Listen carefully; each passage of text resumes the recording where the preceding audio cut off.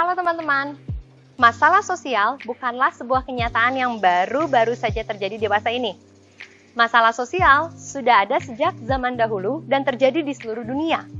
Untuk memahami definisi dari masalah sosial, silakan dilihat di link video pembelajaran saya yang ada di atas ini. Dalam video saya kali ini, kita akan mempelajari 3 teori tentang masalah sosial, yaitu teori fungsionalis, teori konflik, dan juga teori interaksi simbolis. Dalam kesempatan kali ini, kita akan bahas 3 teori tersebut dengan lebih mendetail. Teori fungsionalisme.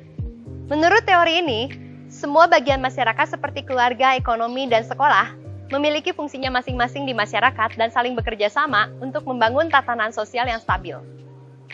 2 pandangan terkait dengan masalah sosial berdasarkan teori ini adalah 1. Pandangan dari patologi sosial. Pandangan ini berpendapat bahwa masalah sosial tumbuh di masyarakat karena peran institusi keluarga, agama, ekonomi, dan juga politik sudah tidak memadai lagi, sehingga proses sosialisasi nilai dan norma tidak berjalan dengan baik.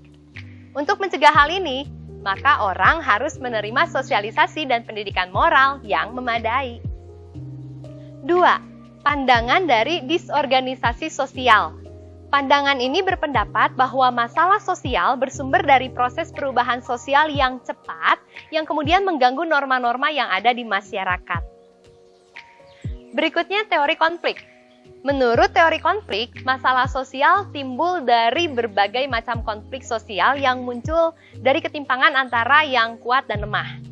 Konflik dapat berupa konflik kelas, misalnya antara buruh dan majikan.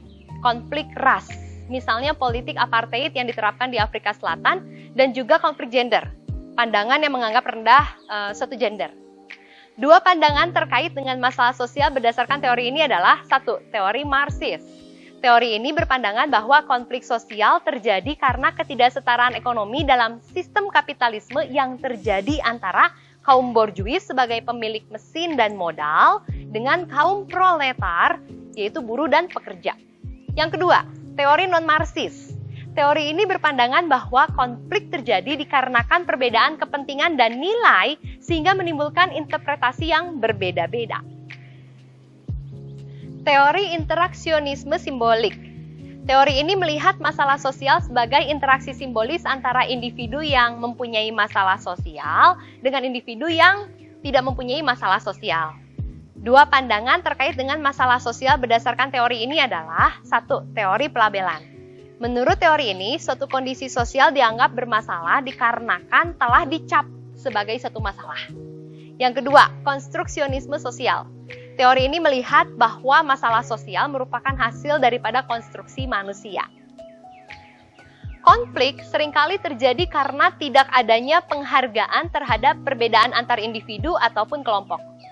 Untuk menghindari hal tersebut, maka hendaknya perbedaan tidak dianggap dan dipandang sebagai sumber permusuhan, perselisihan, dan juga pertentangan, tetapi dipandang sebagai sarana untuk bersatu dan saling menghargai.